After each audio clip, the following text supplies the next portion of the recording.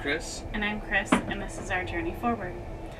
We were selling a house in Holt, and we were really excited about the future and what the future would bring, and we found a house in Mason that we were really excited about. We put an offer in, and they accepted the offer, which was great, and we had a buyer on the hook for the Holt house, so everything was falling together great. And then as soon as we turned around, the buyer fell through.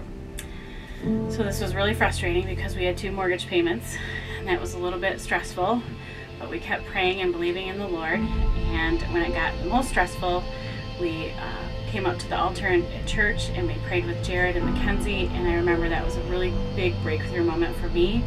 It helped me to rejuvenate my faith and to take more steps forward and know that God has a perfect plan for us.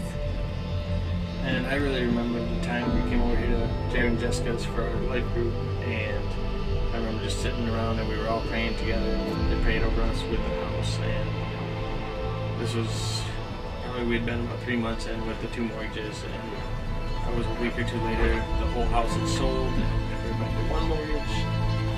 It was just a time that really tested our faith, but also helped us strengthen our faith in the Lord, that He was going to help us get through anything.